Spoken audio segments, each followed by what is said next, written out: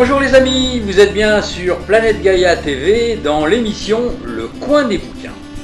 Et aujourd'hui, nous allons parler d'un livre qui n'est pas encore sorti mais qui va bientôt sortir, qui s'appelle Géomancie, Ultime Révélation, écrit par Margot Thieux. Bonjour Margot. Bonjour.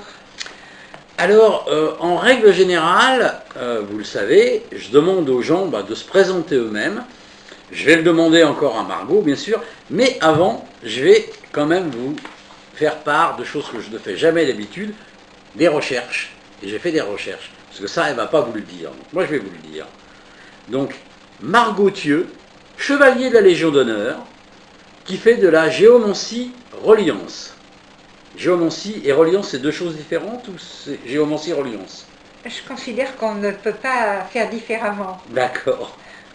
Alors, auteur de Géomancie, la Terre vous parle, voilà, que vous voyez là, voilà, là vous le voyez mieux, qui est un livre qui lui a été édité en 2007. C'est une base pour toute la géomancie. D'accord. Que j'ai eu la chance de pouvoir, disons, faire éditer, d'une part. Et le livre qui va sortir, dont vous parlez, Voilà. est tout à fait différent. C'est-à-dire que dans le livre qui s'intitule, et s'intitulera, je pense, Oui. Ultime Révélation, Le nouveau, oui. c'est montrer qu'en géomancie, c'est pas justement la partie de l'iceberg qui se voit, comme le premier, Oui. mais c'est une quête vers d'où viennent ces figures géomantiques, qui les a fabriquées et comment les a-t-on interprétées, d'où viennent-elles, est-ce qu'elles ont un langage, ça j'en suis certaine, bien sûr. Bien sûr. Hein? Est-ce que ça peut nous aider?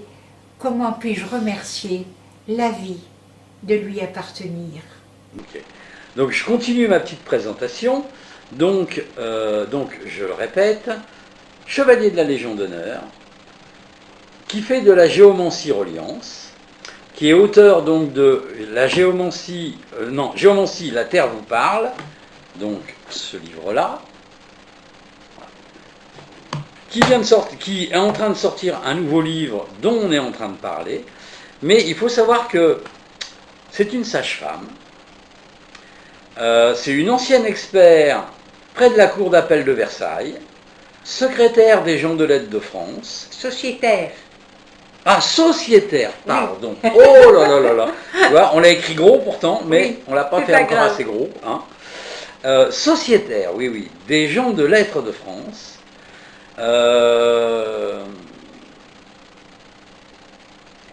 Comment est-ce que avec tous ces, comment on peut dire, qualificatifs, qualités, enfin, expérience, parce que bon, sage-femme, expert auprès de la cour de Versailles, sociétaire des gens de lettres, comment t'en es arrivé à la géomancie?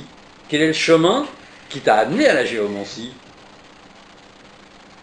Je crois qu'il faut rappeler que beaucoup d'enfants, garçons comme filles, ont joué quand ils étaient petits, je ne sais pas si ça existe encore, aux osselets. Oui, bien sûr. Bon, alors les osselets, il y a 4 osselets plus le cochonnet, ça fait 5.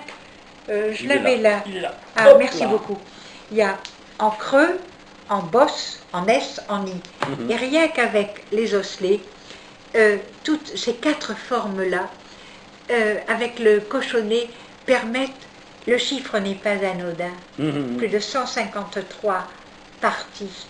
Et j'ai joué à la géomancie c'est le cas de le dire, pour moi c'est de la géomancie plus réduite certes, mais qui permet de concevoir que tout ce que nous avons en main et les possibilités peuvent être un signe auquel nous demandons de nous faire signe. Et c'est ce que j'ai fait pendant la Deuxième Guerre mondiale. C'est triste à dire, hein, mais je demandais si je reverrais mes parents et mon frère, et les osselets me donnaient toujours raison. Voilà. Okay. Voilà. Je jouais aux osselets, si c'est pas critiquable presque de dire ça. Non, on non, de parler des osselets pendant que les gens cramaient. C'est pas critiquable. Enfin, on y va. Alors, vous avez ajouté pourquoi je suis donc chevalier de la Légion d'honneur. C'est parce que j'ai eu la chance d'abord d'avoir le métier de ma vie, le métier rêvé. Sage-femme? Ah oui. D'accord. C'est-à-dire, c'est mon père qui, pendant la guerre, juste après, à la fin de la guerre, quand on allait chercher du lait chez les paysans, je les avais vus discuter, ils m'ont dit que je pouvais venir. Il y avait une maman truie qui accouchait avec beaucoup de gorées. Et quand j'ai vu cette naissance et les enfants gorées qui venaient, j'ai demandé à mon père, est-ce que c'est pareil avec les femmes? Oui, ok. Et il m'a dit, oui, mais il faut les aider. Je ne peux pas vous dire l'intensité qui est entrée en moi. D'accord. Car j'ai dit intérieurement, j'avais 9 ans, oui. Je serai de celles qui aideraient les femmes. Donc on parlait de la PMI. Oui, en fait, la PMI sage-femme en France, alors que c'était un service absolument magnifique, protection maternelle et infantile, qui finissait par s'appeler pauvres, malheureux et indigents. Voilà. Et les sages-femmes, très sympas, parce qu'il n'y avait rien d'autre, c'était vraiment, je dirais, une sorte de capitulation, c'est le cas de le dire, etc. Et je dois dire que j'ai eu la chance de pouvoir faire un voyage dans toute la France, un petit peu comme un compagnonnage du Tour de France, très appuyé par Simone Weil à l'époque, et bien reçu par toutes les DAS et tous les départements de France, et instauré un véritable service de prévention avec les sages-femmes, selon d'ailleurs un simple décret qui s'est passé en 1975. On reste là, ça marche, c'est important, ça aide les familles et les femmes, les maris et la fratrie, et je trouve que c'est super sympa et beau de pouvoir exercer également cette profession de sage-femme, tout en prévention. De même que, ça j'ai mis en place, l'aide à la désaccoutumance tabagique materno-fétale, c'est-à-dire essayer d'aider la femme enceinte qui fume, son compagnon, son mari, si besoin, et les sages-femmes ont pu en avoir un diplôme universitaire. Quant aux sages-femmes experts, ça n'existait pas dans les textes, et c'est vrai que j'ai prononcé ce serment en 1984 à la Cour d'appel de Versailles, et que les textes, bien sûr, du Code de déontologie des sages-femmes ont été à ce titre modifiés. Je n'en tire aucune gloire, je n'ai fait que mon devoir et j'ai aimé ça. Donc ça s'arrête là, et je continue parce que je fais et je pratique maintenant l'art de la géomancie. Cette géomancie, c'est-à-dire des paroles de terre, de la terre, qui ont été reconnues par toutes les ethnies.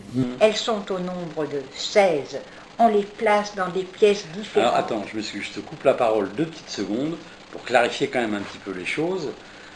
La géomancie, en réalité, c'est quoi? Ça veut dire quoi? Déjà, rien que le nom géomancie. D'accord. Et puis, en quoi ça consiste? Géomancie, géo c'est Gaïa, la terre. Oui. Mancie, prédictif. Ah oui. Divination, oui, si on veut. J'aime pas trop le terme de divination, mais tout de même. Ouais. Hein, la prédictivité, il y a quelque chose.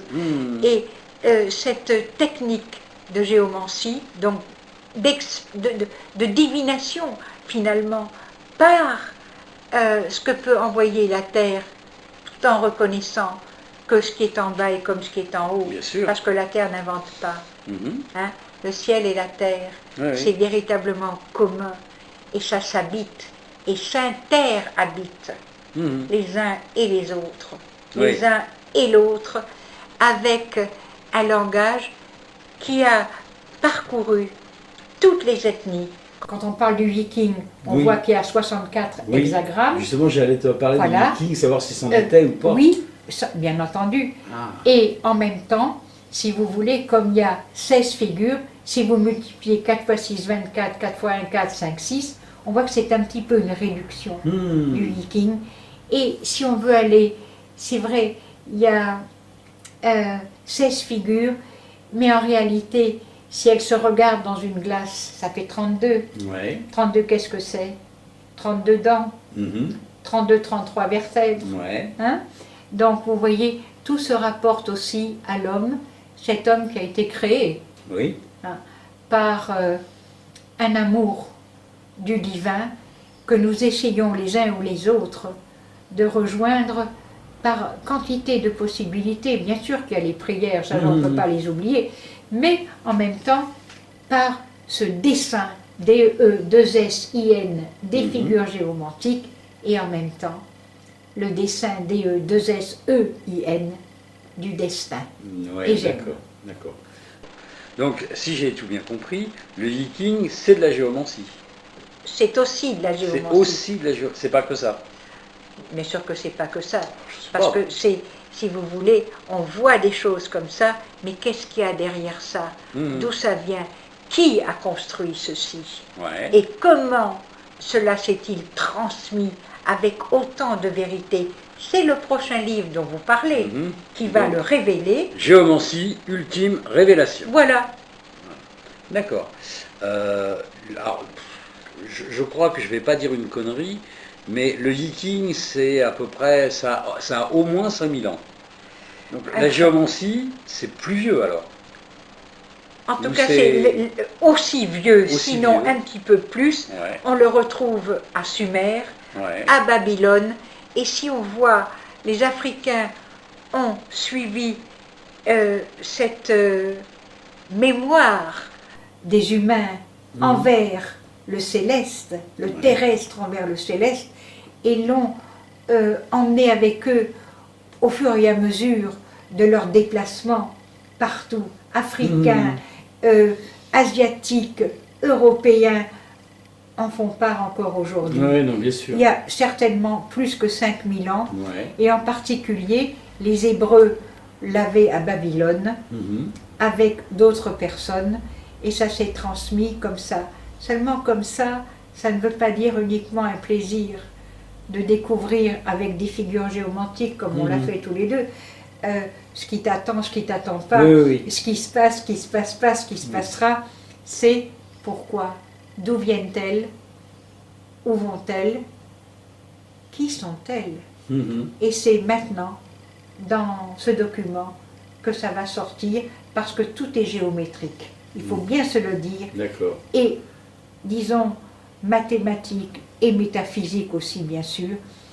Et ça aide à concevoir et comprendre comment est cette construction extraordinaire qui forme l'homme, car l'homme est une géomancie à lui-même. Il ne faut pas l'oublier. Quand on dit que la géomancie permet le développement personnel, ben heureusement, ce serait quand même malheureux de ne jouer qu'avec un résultat immédiat. Qui est-ce qu'il est? Qui est bon, qui est pas moins bon, mais qui ouvre des voies formidables pour que l'individu puisse se replacer dans un contexte où il existe à part entière, et pas morcelé. Je ne peux pas supporter ça. D'accord. Alors, si on remonte aux origines de la géomancie, est-ce qu'on arrive à savoir, bon, comme n'importe quelle, entre guillemets, méthode, il y a toujours un créateur. Là, est-ce qu'on sait qui a créé la géomancie, ou est-ce que c'est quelque chose qui a évolué tout seul? Enfin, je ne sais pas comment ça a pu se mettre en place, quoi. D'abord, j'en sais pas tellement plus. C'est un scandale, bon, on s'en va. Non, on ne s'en va pas. Je veux dire que la géomancie a existé depuis que le monde est monde, depuis qu'il y a des étoiles, qu'il y a la sphère des fixes et des mobiles, depuis qu'on parle de zodiaque. Et avant, c'est de la géomancie. Avec un certain déterminisme qui fait que l'être humain n'est pas complètement libre, et même s'il le croit, de faire ce qu'il imagine pouvoir faire, parce qu'il l'a décidé. Il n'a rien décidé du tout. Il y a une petite fourchette de libre arbitre, mais tout ça est déjà indiqué. Pourquoi la géomancie? Pourquoi ces choses-là? Certainement qu'il y a une grandeur d'âme et d'homme, peut-être pour monter dans la hiérarchie des sphères pour devenir aussi le plus proche possible du créateur de l'univers. C'est tout. D'accord. Quand on regarde certains films qui parlent des peuples ancestraux, on voit souvent des chamans qui jettent des os pour prédire l'avenir ou des choses comme ça. Est-ce que ça, c'est de la géomancie aussi? On jette, par exemple, beaucoup en Afrique, des coquillages. Ou des coquillages. Voilà, les coris. Oui, oui. Vous voyez les os, quand je parle de l'os des osselets, c'est de la géomancie. On peut, il y a des faces, il y a tant et tant de faces, et elles ont une expression. Et c'est formidable, parce que ça c'est surprenant, qu'avec Freud, un des médecins rosicruciens d'Angleterre au XVIe siècle, a fait tellement de choses. Ses œuvres traduites par Pierre Vincenti Piob, et on voit que la transmission continue. C'est ça qui est surprenant. Quand on dit, et on voit, je donne un exemple, tête du dragon. Pourquoi tête du dragon? Qu'est-ce que ça signifie? On regarde le ciel et on voit les constellations. Et il y a eu des interprétations qui sont toujours valables aujourd'hui. Hein? Tête du dragon, c'est quand même quelqu'un qui a la tête sur les épaules et qui sait regarder et se servir. Il y a d'autres figures, mais ce qu'il y a de beau, c'est que ces figures se placent dans des maisons. Il y a 12 maisons fondamentales, comme, si vous voulez, en astrologie. 12 maisons fondamentales. Qu'est-ce que c'est que ces 12 maisons? Mais c'est la vie de l'homme. D'abord, c'est qui es-tu? Comment fais-tu avec tes rentrées financières? Quels sont tes rapports avec les proches? Comment ça se passe dans ton patrimoine et dans ton ancestralité? Quels sont tes projets? Quel est ton travail ou ta santé? Ça dépend. Avec qui es-tu? Qui est ton partenaire ou ton directeur? Comment ça se passe? Quelle est ta voie ésotérique, ta voie philosophique? Ton destin se dessine-t-il? Qui sont les personnes qui peuvent t'aider? Comment cela risque de se terminer? Ce qu'il y a de beau en géomancie, c'est qu'un thème de géomancie, en tout cas comme je le fais, et d'autres aussi, il faut le reconnaître, géomancie onomantique, ça dure 4 à 5 mois, un thème. Ah oui. Et donc, on refait. Le livre chez Vega Trédaniel s'appelle La Terre vous parle. Qu'est-ce que c'est La Terre vous parle? Ce sont des saisons. Oui. Bon, donc il y a 4 saisons, théoriquement. Oui. Voilà. Donc, vous voyez, jamais on n'est marqué complètement par un thème que l'on peut faire ou aider quelqu'un à se trouver et en tout cas à se retrouver. Et ça marche. D'accord. Mais dans un thème,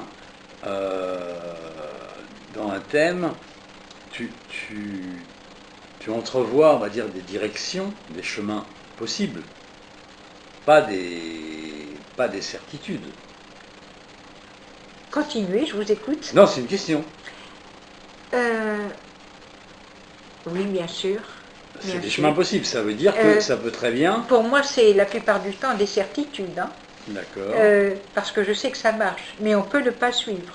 Ben voilà, c'est ça, voilà. c'est ce que je disais. On peut ne pas suivre. On appelle ça un libre arbitre, je dis. Oui. Je dis, si on veut, quand c'est pas un coup de tête. Ah oui. Et qu'on ne veut pas savoir ou pas voir. Mais ça, je ne juge pas. Je veux dire vraiment, et c'est ça la force de la géomancie, ce n'est pas des flashs ou des choses comme ça, c'est quelque chose d'extrêmement simple, très net, qui ne ment pas et qui est là et qu'on peut interpréter et c'est terminé. Vous savez, je repense là fréquemment, quand on dit 12 maisons, on dit qu'est-ce que c'est? Bon, on peut dire, la première c'est les signes du zodiaque, si on veut, ou bien on dit 12 maisons fondamentales, hein, je m'explique, et on peut dire aussi l'année, les mois, janvier, février, mars, etc. Et on peut aussi trouver, pour certains qui vont dire c'est les travaux d'Hercule, ce sont les apôtres, ce sont ceci, cela. Moi je veux bien. L'essentiel c'est de savoir qu'il y a pour toute cette art et science prédictive, divinatoire, je veux bien employer le mot, 12 maisons fondamentales. Mais ces 12 maisons, il y a des témoins et il y a un juge, et un jugement. Et cela dit certaines choses, de faire attention, de pouvoir écarter ceci, de ne pas penser cela, libre à la personne de suivre ou non ce qu'indique son thème géomantique. Bien sûr. Alors, bon, voilà, moi, voilà, je viens de découvrir ça. Je trouve ça génial. Je me dis, tiens, voilà, j'ai envie de me mettre à la géomancie. Alors, comment ça fonctionne? Il y a des écoles, il y a des formations. Bon, d'abord, il faut un petit peu lire ce que c'est que la géomancie. Et en Afrique, les devins, ils sont tellement habiles, ils tracent avec leurs doigts des traces, c'est le cas de le dire, de figures dans le sable, hop, et ils enlèvent après. En fait, on dit c'est le langage du sable. Ça peut s'appeler aussi le langage sur le sol. Je suis en France, je ne suis pas ailleurs, je ne vais pas trimballer du sable.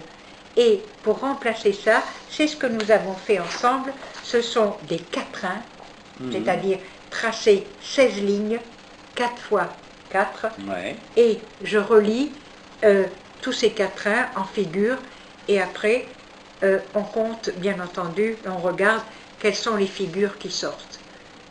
Vous pouvez me dire comment faites-vous pour trouver ces quatrains? Oui. Où vous rattachez-vous? Ben justement. Ça, c'est un très grand mystère et en même temps, c'est tellement facile. Tout le monde peut faire de la géomancie. On s'assoit, on prend un crayon, vous avez vu, il est taillé pour chaque personne. On se nettoie bien sûr les mains. Je prends du vinaigre des 4 voleurs parce que je suis extrêmement sensible à la guérison qui s'était passée à la guerre de 30 ans. Des gens qui pouvaient aller détrousser les pauvres morts. Et finalement, on les appelait les 4 voleurs car il y en avait 4. Et ils avaient déclaré ce dont ils se servaient. Enfin, c'est une petite histoire, mais très intéressante. Pour aller chercher les quatrains, il faut d'abord être complètement libre, une sorte de vacuité totale, et être à la disposition du thème qu'on va faire, et de la personne si elle consulte. Et à ce moment-là, on lui dit, voilà, on est ensemble, et on demande à l'égrégore géomantique de bien vouloir être présent, et je demande, voilà le thème pour Madame Untel, Monsieur, pas Madame, son prénom, et le vrai prénom. Et non pas des subterfuges comme quelquefois on a tendance à faire, de donner un prénom, il faut donner son prénom. Oui, pas Dédé à la place de André. Ou chercher des Ursula, des grands prénoms qui n'existent pas sur son acte de naissance. Elle est connue, nous sommes tous connus, par le prénom de naissance que nous portons. Oui, mais bon, je m'en réfère à d'autres personnes que j'ai pu interviewer et que je connais personnellement, donc je peux attester de leur sérieux, qui font entre autres comment ça s'appelle, la numérologie. Et avec quand ils font un thème numérologique, ils utilisent tous les prénoms et surnoms de la personne. Je sais. Parce qu'on est identifié énergétiquement aussi par la manière dont les gens vous identifient. Ça marche. D'accord, ça marche aussi en géomancie. Ça marche aussi en géomancie. D'accord. J'en parle d'ailleurs. Ah bon. Mais je reste dans quelque chose qui, depuis quand même pas mal d'années, donne des résultats extrêmement probants. Et surtout, c'est très facile. Donc, mais tout ce qui peut exister en ce sens trouve sa source dans une source unique. Oui, nous sommes tous des rayons de quelque chose, et c'est tout. D'accord. D'accord. Alors, bon, moi je suis quelqu'un de normal, lambda, j'ai plein de problèmes dans ma vie, et je me dis, bah tiens, la voyance, c'est tous des charlatans, Bah, je vais essayer, je vais aller voir une géomancienne. Oui. Géomancienne. Je vais aller voir une géomancienne pour qu'elle me dise un peu où j'en suis et ce que je peux faire. Ok. Comment je sais que j'ai affaire à quelqu'un qui est bien, enfin qui est compétent, quelqu'un qui va pas me raconter n'importe quoi. Parce que à la limite, je m'excuse, hein, mais à la limite, moi, je connais absolument pas ça, mais moi, des traits de crayon comme ça, je suis capable d'en faire, hein, sans me brancher à rien du tout. Je fais n'importe quoi, hein, tu vas me payer 50, 80, 100 euros pour la consulte, je vais te faire des traits, et puis grâce à ton bouquin, je vais l'interpréter. Alors comment je sais que j'ai pas affaire à un charlatan ou à une charlatante? Moi, je pense que quand, d'abord, en ce qui me concerne, je suis incapable de demander de l'argent. Je ne le fais pas. Je n'ai jamais demandé en 30 ans de l'argent. Par contre, je veux un échange. C'est-à-dire, si la personne a un métier, quel est son métier, elle m'offre une petite sculpture en bois, elle m'offre un petit tableau, elle m'envoie des bonbons, du bon vin, tout ça je suis preneur. Hein, ou un joli foulard. C'est pas ça. Lorsque l'on fait ce thème... Je m'excuse, je te coupe la parole, ça se fait pas, mais je le fais quand même. Il y a des gens qui vivent de cette profession, de cette activité, parce qu'ils ont un loyer à payer, et ils font que ça, ils font rien d'autre. Donc moi, ça ne me choque pas qu'on demande de l'argent pour une consultation. Ça ne me choque pas. Par contre, ce qui m'embête, c'est comment je sais qu'en face de moi, j'ai quelqu'un qui tient la route. Écoutez, on a fait un thème tous les deux. Oui. Bon, j'ai fait mes tracés. Oui. Je ne vous connais pas, je ne vous ai jamais vu. Oui, non, mais ça d'accord. Et je n'ai même pas demandé quelle était la question. Au début, j'ai dit, est-ce qu'il y a quelque chose sur quoi vous aimeriez que j'accentue? Oh, on me dit, un thème général, c'est bien. C'est ce que nous avons fait. Oui. Maintenant, c'est le consultant qui peut dire, c'est tout à fait ça, ou c'est tout à fait zéro. Voilà. C'est le consultant qui se retrouvera dans ça. Comment je fais? Je reste extrêmement calme.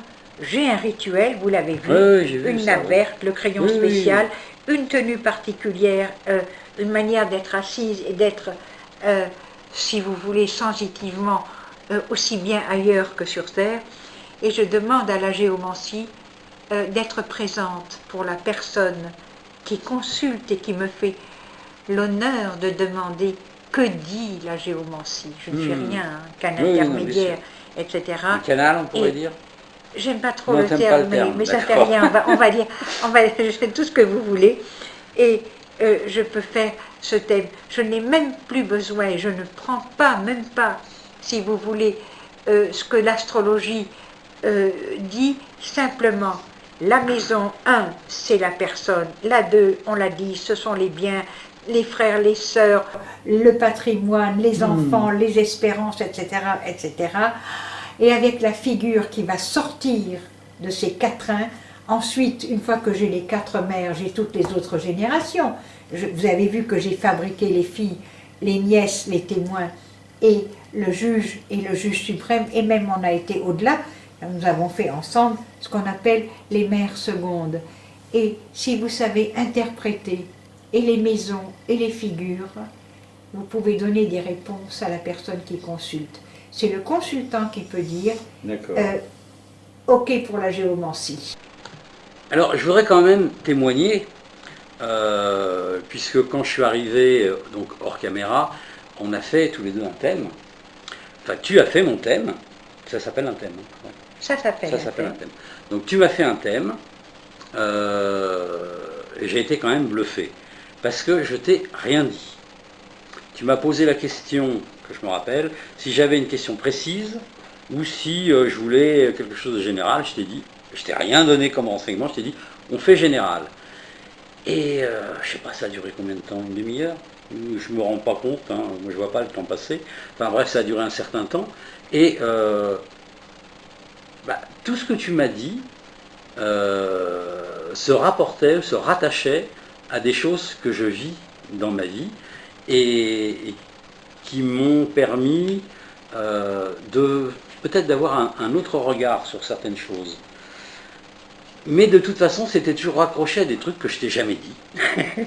Et ça, c'était vraiment bluffant.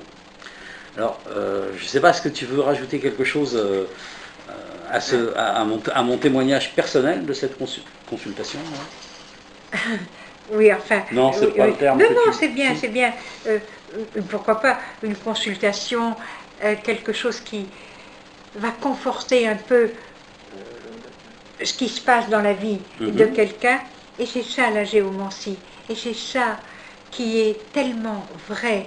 Et c'est là où quand on parle, qu'est-ce qui fait dire que tel géomancien ou géomancienne, ou tel voyant ou voyante ou astrologue, etc., ce n'est pas charlatan, c'est la réputation. C'est comme un restaurant. Hein? Si un restaurant a 1 étoile, 2 étoiles, 3 étoiles, je ne dis pas que ceux qui ont 0 étoile ne sont pas bons, pas du tout. Mais quand même, la réputation, c'est important. Ça aide et ça fait que la personne qui se permet de donner une interprétation, quelle qu'elle soit, en géomancie ou dans un autre procédé prédictif divinatoire, c'est son sérieux, et ça ressort sur le contentement ou le mécontentement bien sûr. Des personnes. Et c'est comme ça que de bouche à oreille se fait la réputation. Voilà, c'est bien, c'est gentil, je sais, je n'ai pas besoin en général de poser de questions, j'aime beaucoup faire un thème général. La plupart du temps, je demande toujours, voulez-vous que j'accentue, alors on peut me dire, sur la santé, sur le travail, sur le chéri, sur les voyages, etc. Je peux le faire, bien sûr, mais en même temps, un thème général, il peut raconter tout, et tout du moment, puisque je l'ai déjà dit, un thème de géomancie, il y en a pour 4-5 mois. Et ensuite, la Terre vous parle, ça veut dire que les saisons sont là. Et on refait, on peut faire 3-4 thèmes dans l'année, ça suffit largement.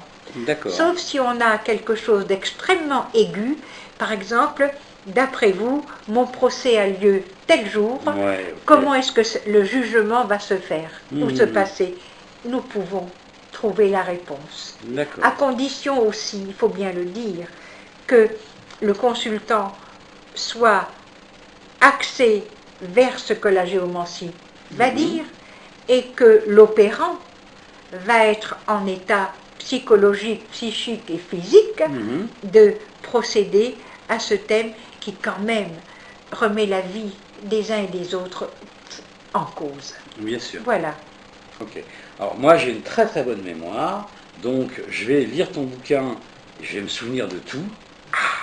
J'aimerais bien que ça soit vrai. Après je vais lire le nouveau bouquin là qui va sortir.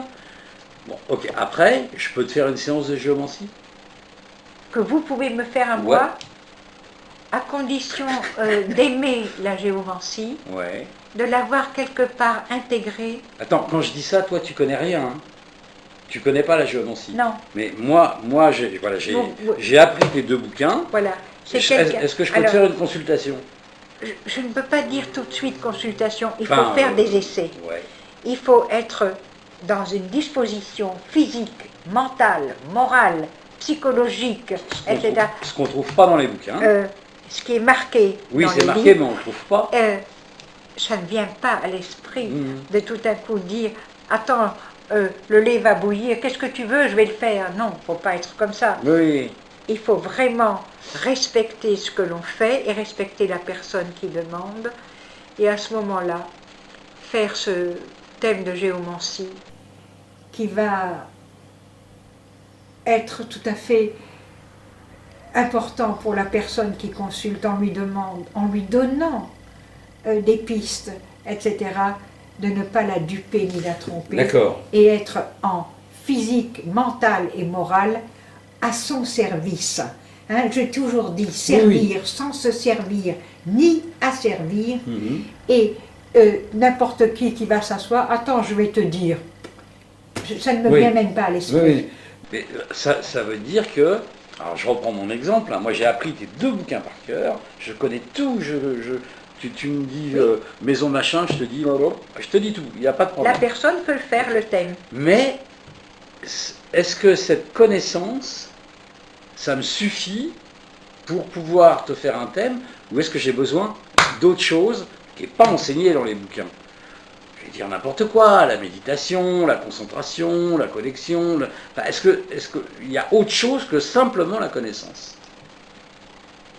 Si c'est déjà la connaissance, c'est très important. Oui. Je veux dire, vous voulez dire un certain savoir. Mais il faut... Vous savez, c'est comme quelqu'un qui fait la cuisine. Hein? Vous pouvez avoir 36 recettes. Bien sûr. Avec X personnes qui vont faire un plat. Le même plat n'a pas le même goût. C'est clair. Avec les diverses personnes. Oui, non, tout à fait. Si vous ne mettez pas tout en faveur de la personne qui questionne, avec une foi intense, c'est certainement pas aussi bien que si vous faites ça avec un amour pour la vie de la personne. Je n'ai moi aucun a priori concernant quiconque, et ça c'est la force de la géomancie, elle est tellement implacable, les figures sont tellement fortes, c'est véritablement un code qui passe et vous ne pouvez pas inventer ou changer. On me dit, ah oui, l'intuition, ah ça me fait bien rire. Il n'y a pas l'intuition. L'intuition, d'un seul coup, quand vous faites un thème de géomancie, c'est plutôt une sorte de perspicacité, d'intuitivité, et pas d'intuition. C'est savoir ce que c'est, où ça se trouve, qui est à côté. Vous savez, c'est comme une gamme de musique. Ouais. Tu fais do, ré, mi, vous faites 6 notes, ou 5 ou 7 notes. Quand vous regardez les 7 blanches, do, ré, mi, fa, sol, la, si, pardon, ré, mi, fa, sol, la, si, oui, les 7, plus les noirs, il y en a 5, 5 et 7, ça fait bien 12. Oui, tout à fait. Voulez-vous me dire vous-même comment il l'interprète et comment ça va se passer? Il ne s'agit pas de dire « je sais », il s'agit de savoir jouer, interpréter et se renseigner qui est à côté de qui, qu'est-ce qui se passe, est-ce que ça me concerne, est-ce que je peux éviter ça? Oui, ok, d'accord. C'est le virtuose, c'est comme quelqu'un qui va tapoter et l'autre qui un petit peu plus, disons, habitué et qui, en musique je parle, est un véritable virtuose. Oui, je comprends bien. Bon, ok, je crois qu'on a fait un bon tour de ce que c'est que la géomancie. Est-ce que tu as quelque chose d'autre à rajouter pour nos téléspectateurs? Une conclusion, ou ce que tu veux? Je veux dire que c'est tellement beau. Ne pas avoir peur d'entrer. Ne pas avoir peur, ça c'est important. Ne pas avoir peur d'entrer dans ce qu'on appelle, je trouve vulgairement, parce que la voyance, ce n'est pas de la voyance, c'est de la clairvoyance. Oui. C'est un travail, il faut bien savoir et être tout à fait tranquille. Et puis quand on fait quelque chose, un thème, si on ne comprend pas, il faut dire à la personne, mais pourquoi est-ce que j'ai ça dans telle maison? Qu'est-ce qui se passe chez vous? À ce moment-là, il y a un dialogue envers la personne qui consulte et la personne qui est ce jour-là l'opérant. Oui, bien sûr. Ok. Merci Margot. C'est gentil. Je rappelle donc que ton prochain livre s'appelle, non, le titre ne va pas changer, s'appelle Géomancie Ultime Révélation, donc par Margot Thieux, qui va sortir aux éditions Cosmogone. Vous retrouvez, comme d'habitude, pour nos auditeurs et téléspectateurs fidèles, en dessous de la vidéo, vous allez retrouver toutes les coordonnées. Est-ce qu'il y a un moyen de te contacter si on veut te... Absolument, et ça c'est vraiment très important. J'ai eu beaucoup de personnes qui m'ont contacté après le premier livre et qui vont me contacter certainement après le deuxième. En plus, j'ai un blog. D'accord, à l'adresse du blog en dessous de la vidéo. Vous voulez que je vous donne Non, HTTP. C'est celui-là, hein. C'est margotthieux.auvert.blog. C'est ça. Ça sera marqué en dessous de la vidéo, voilà. t'inquiète pas. Et également un mail. Donc, okay. je ne refuse personne au téléphone et partout, et ça peut aider. reprends. Tu veux que je mette ton téléphone? Mais déjà en mail, c'est pas la peine de téléphoner, je répondrai. Je veux dire que ça c'est vraiment bien, parce que les personnes qui font de la géomancie et qui sont tout d'un coup intriguées et ça m'écrivent déjà au téléphone, ou par mail, et je réponds bien sûr, et viennent me voir et on remet ensemble ça. J'adore faire des petites formations, mais vous savez, en 4 ou 5 rencontres, une fois que les personnes ont regardé, ou que je les ai aidés à comprendre les figures géomantiques, les divers chemins qui se profilent, ça marche. D'accord. Voilà. Ok. Eh bien écoute, merci encore une fois Margot pour ton hospitalité, de nous avoir reçus dans ton intimité. Tu as une maison magnifique. Alors pour nos téléspectateurs qui ne voient pas la maison, je le dis, c'est une superbe maison troglodyte, c'est comme ça qu'on dit, troglodyte, donc à moitié sous terre, à moitié sur une caverne. Et c'est un travail magnifique ce qu'ils ont fait. Tu es là depuis une dizaine d'années, c'est ça? Dans celle-là, oui, depuis une dizaine d'années. Ça veut dire que, et même avant, une à côté, que c'était vraiment des troglodytes abandonnés, des ruines absolument invraisemblables. Comme quoi, quand Georges Brassens dit « Dans les sabots de la pauvre Hélène, dans ses sabots crottés, moi j'ai trouvé les pieds d'une reine. » Voilà. Et je les ai gardés. Tout à fait. Ok. Voilà. Ça sera le mot de la fin. Voilà, chers amis, vous êtes bien sur Planète Gaïa TV dans l'émission Le Coin des Bouquins, et nous étions reçus aujourd'hui chez Margot Thieux. Voilà, à très bientôt pour de prochaines aventures. Au revoir. À bientôt. Voilà les amis, l'émission est maintenant terminée. Alors j'espère que ça vous a bien plu. N'hésitez pas à faire un j'aime, le pouce vers le haut, de façon à nous montrer que vous êtes satisfait. Mettez-nous des commentaires, parce que d'abord ça fait toujours plaisir, et puis en plus ça nous permet d'améliorer nos vidéos. Faites-nous les réflexions qui vous semblent justes. Si vous avez des questions à poser à l'intervenant, posez-la, nous on va transmettre, il n'y a pas de problème avec ça. La règle, c'est bien sûr le partage. Plus vous allez partager, plus on sera connu. Plus on sera connu, plus on aura de soutien, et donc on pourra faire du travail de meilleure qualité encore. N'hésitez pas à aller sur la plateforme Tipeee, l'adresse est en dessous de la vidéo. La plateforme Tipeee, c'est notre plateforme de financement participatif, ce qui nous permet de pouvoir continuer, de pouvoir exister, de changer notre matériel et de nous déplacer. Donc vous pouvez faire un don de 1 euro à, je sais pas moi, 1 million d'euros, si ça vous fait plaisir, d'une manière mensuelle, donc avec un engagement, ou d'une manière ponctuelle, c'est-à-dire juste une fois. Plus on aura de sous de votre part, plus on aura un budget prévisionnel conséquent, et donc plus on pourra prévoir de vidéos. On pourra prévoir aussi de changer notre matériel, encore une fois, de façon à avoir un matériel encore plus performant. Actuellement, on sort une vidéo par semaine, tous les lundis. Et là, le but de cette année, c'est progressivement d'arriver à 2 vidéos, donc une autre le jeudi.